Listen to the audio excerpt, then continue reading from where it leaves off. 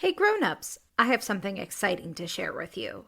There's a brand new kids podcast out now that I think you're going to love. It's called Mysteries About True Histories. This show is perfect if you love adventures, solving riddles, and maybe even some wacky math problems. But I need a little help from some new friends to tell you more. Max and Molly, take it away. From the creators of Who Smarted, Starglow Media, comes a brand new podcast called Mysteries About True Histories. Does that sound serious enough? Max, we only have 30 seconds for this promo. Just tell them how your mysterious aunt recruited us into a secret order of problem solvers who travel time and have epic adventures. I don't have to. You just did. Catch new episodes of Mysteries About True Histories every Thursday on Apple Podcasts or wherever you listen to podcasts.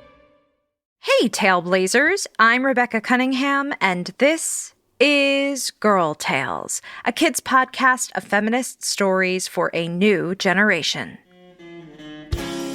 Grownups, Girl Tales is brought to you by families like yours. If you would like to hear your child's name at the top of our next episode, head to patreon.com/girltales and donate today.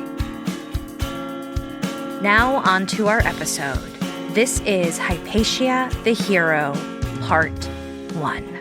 Enjoy!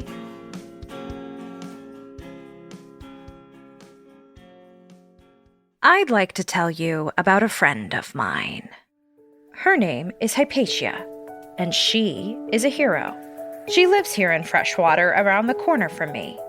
She's 99 years old and has white hair, and every day she takes a brisk walk around town. All the people in town wave when they see her because everyone knows Hypatia the hero. She has so many amazing stories, but the one I like best is the story of her 6 feats. I don't mean Hypatia has 6 feet. Feats are achievements that take a lot of bravery and courage.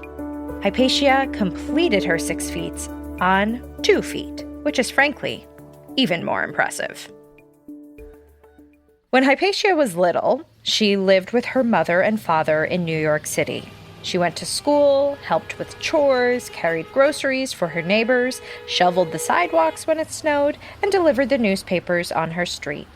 She was extremely strong for a kid and used her strength to help others. Her parents were so proud of her, and everyone in the neighborhood liked her. She loved her family and her neighborhood, but she dreamed of one day moving to the country, with open skies, fields to run in, and trees to climb. When Hypatia was 10 years old, her mother and father fell ill, and they sent Hypatia to live in Freshwater with her Aunt Hera out in the country. They hoped if she was in Freshwater, she'd be safe and healthy and wouldn't have to care for them. They sent Aunt Hera some money and asked her to take good care of Hypatia for a few weeks while they recovered.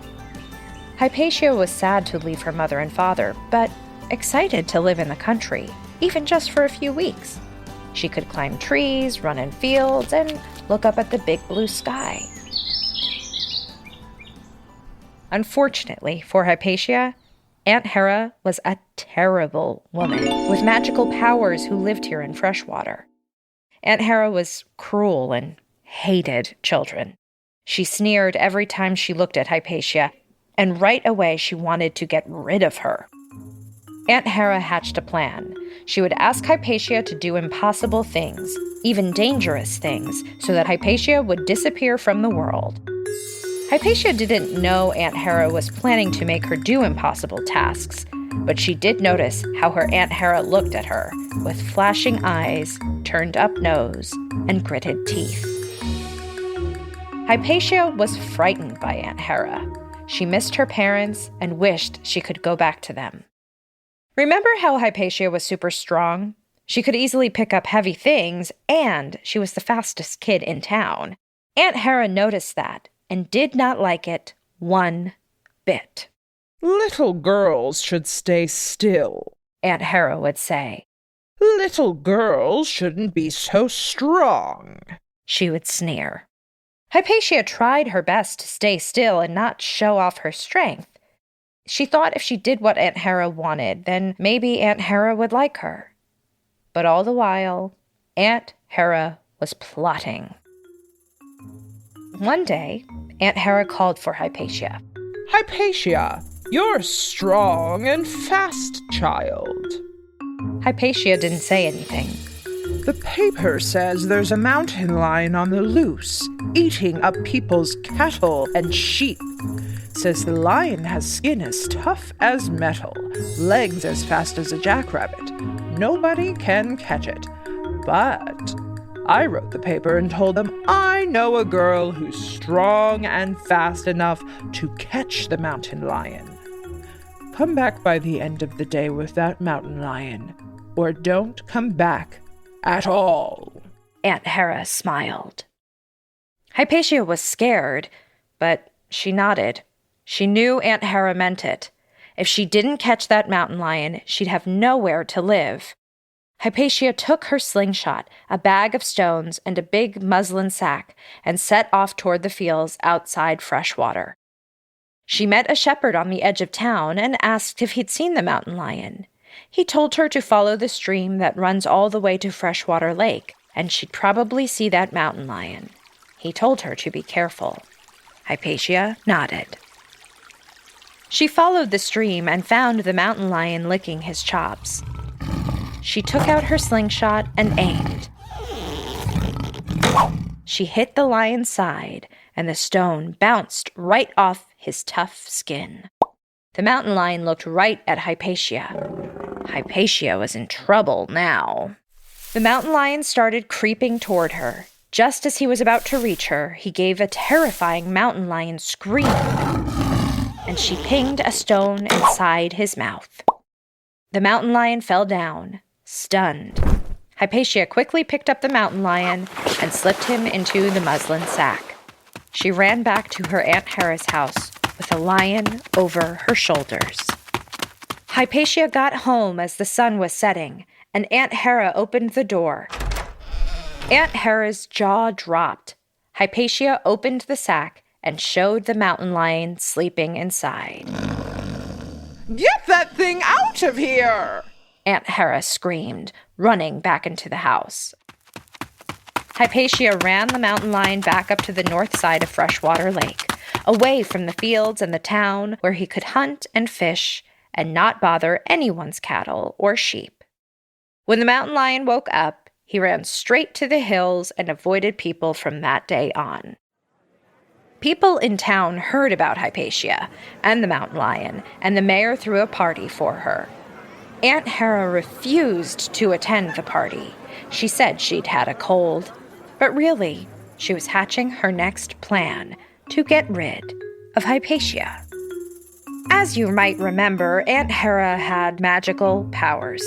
She could change how things looked, and she planned to use some of her magic to give Hypatia another impossible task. While everyone was at the party, Hera was sneaking around her yard looking for a snake. She found a nice green garter snake, relaxing in the sun. It looked friendly, but Hera had an evil scheme. She snatched the snake and brought it into the kitchen. The snake looked at Hera, confused and a little scared. Don't worry, little snake, Hera said. I'm going to make you big and strong and very, very frightening. With that, Hera put her hands up in the air. Purple smoke started swirling from the ceiling. The smoke twisted down around the creature. Suddenly, the friendly green garter snake was growing. Bigger and bigger. He grew until he took up almost the whole kitchen. The swirling purple smoke filled the room. Where the snake's small head had been, there were now 3 heads, and each head had a mouth with giant fangs. His green scales turned to armor. He gave a hiss and quickly slithered out the open door and down the road. The purple smoke began to clear as Aunt Hera laughed, a triumphant laugh. ha! Let's see Hypatia try to escape this terrifying magical creature.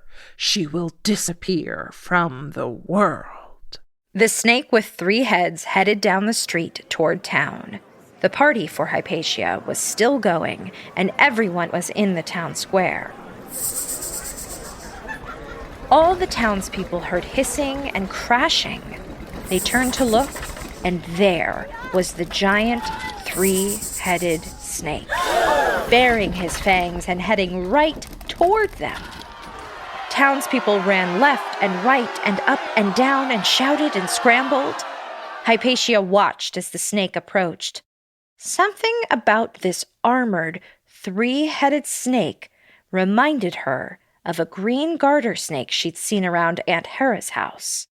But that snake was small and friendly, and this snake looked very angry and was much bigger than even the mountain lion she caught. She had to think up a way to keep everyone safe from this giant snake. He was too big to fit into her muslin sack. The snake thwacked his tail into a table and turned it over, spilling lemonade and cookies all over the ground. That gave Hypatia an idea. She caught the tail of the snake and started swinging. She swung the snake around and around and around until the snake was dizzy from all the swinging. Then, as she turned toward Freshwater Lake, she let go. The snake went soaring through the air, over houses, over treetops, over hills. That snake soared right into the middle of Freshwater Lake, where he landed with a splash. Once he was in the lake, Aunt Hera's magic washed off, and he turned back into a regular and friendly green garter snake. He caught a ride to shore on Nessie's back. You might remember Nessie from another story.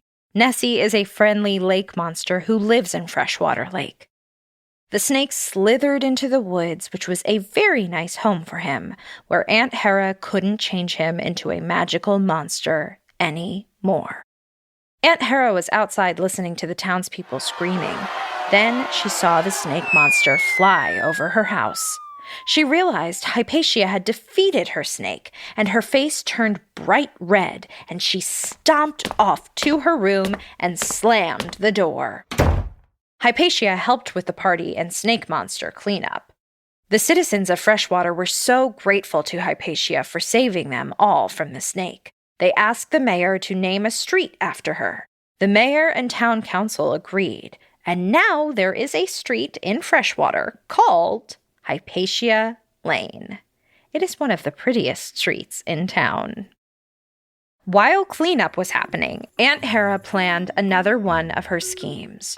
Hypatia walked home, tired from her adventures, and a little nervous to see Aunt Hera. She suspected the snake had something to do with Aunt Hera. When she got home, there was a note from her aunt on the table. Dear Hypatia, Farmer McDonald needed his stables cleaned. I told him you would be able to clean them at dawn tomorrow. Be sure to do it, or don't bother coming back. Kisses, Aunt Hera. Hypatia sighed. She'd have to be up so very early, and she didn't know how she'd clean the huge stables at McDonald's farm. She decided to sleep on it and hoped that in the morning, inspiration would come. The next morning, before dawn, Hypatia headed out of the door toward McDonald's farm. Farmer McDonald kept cows, goats, horses, sheep, pigs, and chickens. They all lived together in the stables, and the stables were notoriously stinky. When the wind blew from the north, the whole town smelled like, well, poop. It was not so nice for the townspeople, and even the animals complained about the smell. Lots of townsfolk had tried to clean the stables, even sending 100 high schoolers to try. But no one could get them clean. The stables were as stinky as ever. As she walked to the farm, Hypatia tried to figure out how to get a large amount of poop out of the stables and where to put it. She crossed a little stream that flowed down from Freshwater Lake. As she leaped across the stream, Hypatia got an idea. She ran down to McDonald's farm and walked right into the stinky stables. The animals were all walking out into the fields. Soon, the only thing inside the stables was stinky poop. Hypatia ran back up the hill to the stream. Hypatia was going to try and pick up the stream. That's right. She was going to pick up a whole stream and move it over to flow right through McDonald's stables. That was her idea. Now, is anyone in the world strong enough to pick up a whole stream? A creek with flowing water that's 10 feet across with fish in it? Oh dear, look at the time. I have a town meeting to attend. You'll have to wait to find out if Hypatia managed to move the entire stream to clean out those stinky stables. I'll be back with the next part of the story, quick as a whistle. That was Hypatia the Hero by Tessa Flannery. Tune in next week for part 2. This episode was produced by Megan Bagala and executive produced by me, Rebecca Cunningham. Don't forget to subscribe, rate, and review wherever you get your podcasts. Grownups, you can follow us on Facebook and Instagram. Oh, and remember, Tailblazers, I believe you and I believe in you.